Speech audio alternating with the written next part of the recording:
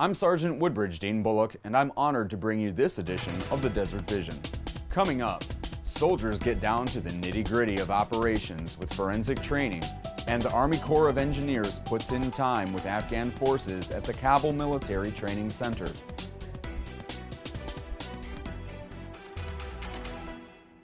Soldiers from the 511th Engineer Dive Detachment out of Fort Eustis, Virginia, recently held an award ceremony where they not only received deployment medals, but the Kuwait Navy Dive Badge as well. Presented by the Kuwait Navy Support Squadron 7-4 Commander, Lieutenant Colonel Hussein Al-Ajami, the badge represents the budding relationship being shaped through partnered training. We did some exercise to understand how actually each team, the working of other teams. So now we are experienced and more comfortable to work with each other. U.S. military teams join Afghan forces to help support their mission, but there is a fringe area of operations that is often overlooked: forensic science. Staff Sergeant Josh Lovely visited the forensics lab to find out more. When you think of the hit TV show CSI, you think of constant chaos in the workplace. That isn't the case for U.S. forces helping to stand up Afghanistan's second largest forensics lab. Captain Cato, the Regional Support Command West Logistics Officer, explains the process behind catching criminals. The lab itself is going to source criminal evidence. What they're going to do is they're going to analyze it here because they have ballistics, fingerprints, Domex, which is information awareness, and they also have a chemistry lab, which is what we're in now. Once they analyze those bits and pieces, they're going to send it out to the Ministry of Interior, to the Afghan local police, ANCOP, work with all the different police functions out here as well as coalition forces to bring whoever they can to the Department of Justice here in Afghanistan. Colonel Marifat, the forensics lab director, says this lab will dramatically decrease the time it takes to process the evidence and return it back to the appropriate department. I really appreciate the National Committee, especially the U.S. forces, because without their cooperation and help, we cannot work in Afghanistan. They have helped us a lot. Without their support, our mission will be even more difficult. We are looking forward to their support in the future, too. This lab marks a high point between coalition partners, especially international funding and support for Afghanistan.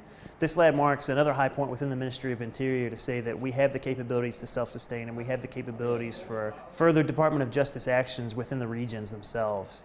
The favorite part of coming out here to the actual lab itself is seeing the support from Kabul, the support from international partners, and the support from the coalition to actually functioning and building something, a support network here out in Herat for the Ministry of Interior so they can stand on their own.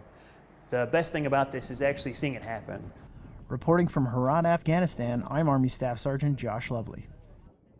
Good training is the foundation of great militaries. Staff Sergeant Daniel Sullivan went to the Kabul Military Training Center to see how the United States Army Corps of Engineers is improving Afghanistan's transition process.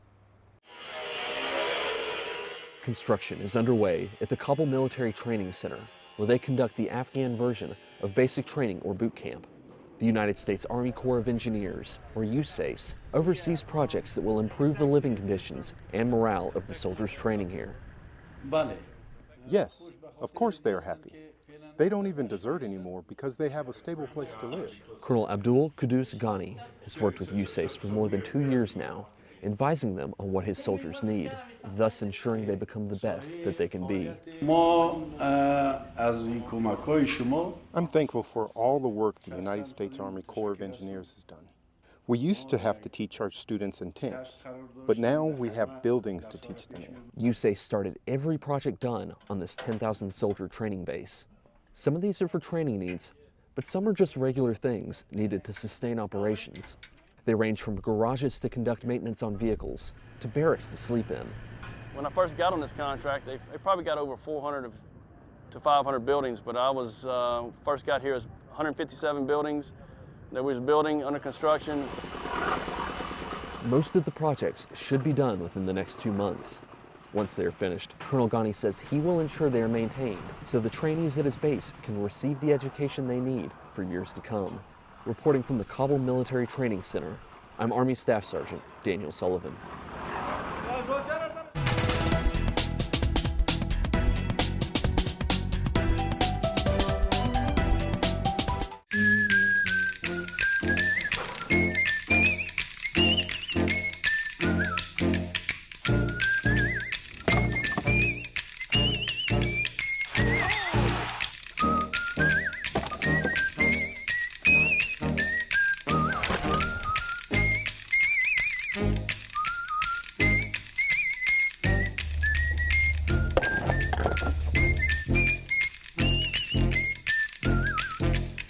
Did you know you can vote while overseas? Here is how. Go to fdap.gov to download the federal postcard application. This is both a registration and ballot request form. Place the completed form in an envelope, fill out the address as directed, and bring it to your military postal clerk. Regulations vary for each state, so click on your state or contact your voting assistance officer for instructions and mailing deadlines. Once you receive your ballot, make your votes and return to your state. Make your vote count before time runs out. Through USARCENT's Energy Awareness Campaign, the Army is looking into new ways of improving energy and fuel conservation. But don't take my word for it, just ask a Joe. These shades will reduce solar exposure by 85%, which will decrease temperatures inside the structure by at least 15 degrees.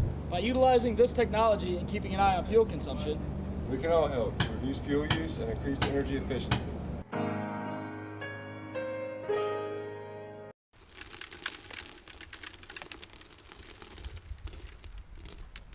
Welcome back to the Desert Vision. There are many aspects to setting the theater for full mission capabilities, but just how does the military stay on the cutting edge? Sergeant Jaime Hernandez shows us how the 47th Combat Support Hospital performs minor selective surgeries to maintain surgical competencies for future medical support efforts. Training exercises are designed to improve a unit's overall effectiveness, but there are some instances when training aids just don't cut it. In the operating room, it's very difficult to simulate surgery. So the 47th Combat Support Hospital brought in soldiers to have minor selective surgeries. They may be working out of tents, but their hospital procedures and the professionalism of the surgical teams are no different than being at Joint Base Lewis McChord's Madigan Army Medical Center.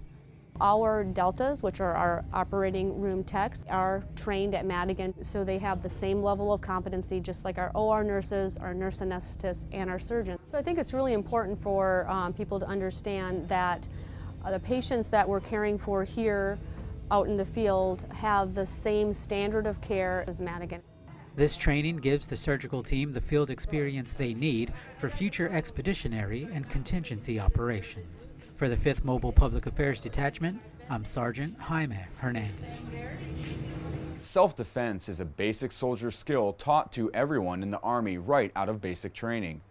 Army Sergeant Jesse Anderla explains how some soldiers applied this training for a chance to win competitive and personal victories. Practice eventually brings you one step closer to perfecting an ability. Besides self-satisfaction, what would drive someone to achieve excellence in any activity? 201. We like to bring the best out of them, and competition can do that.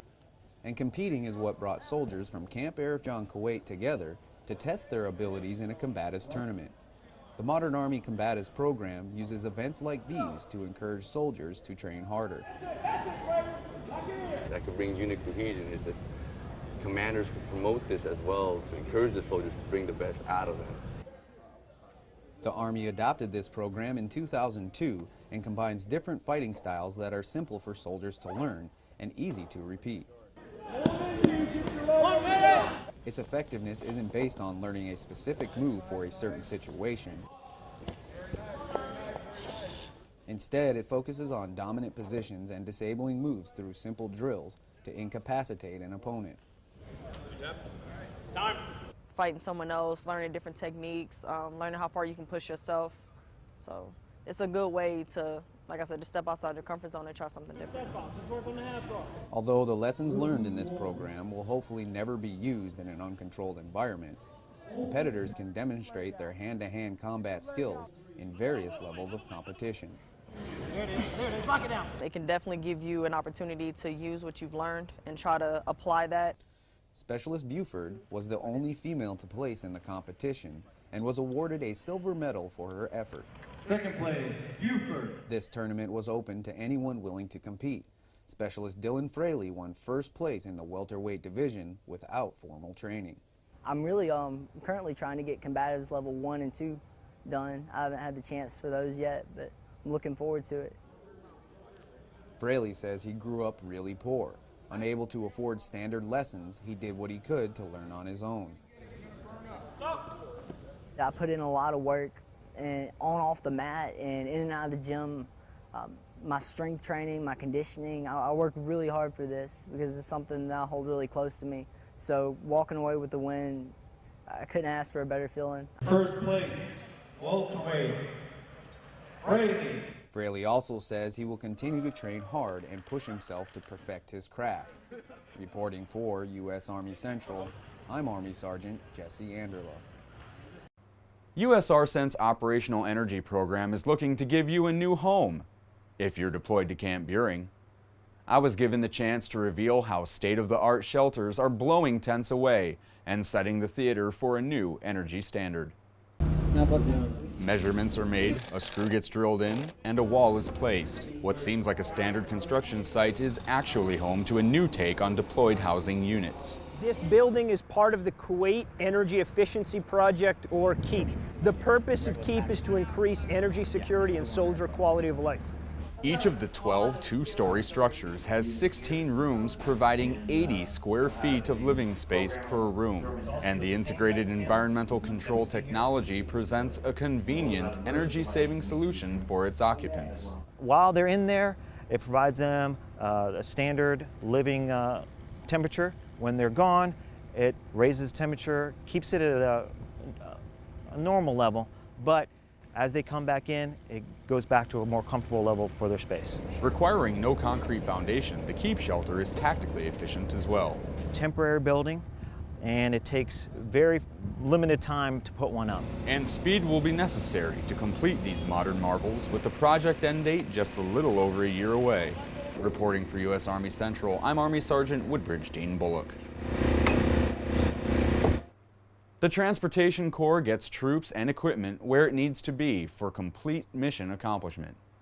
Sergeant Jesse Anderla shows what it takes to make this happen.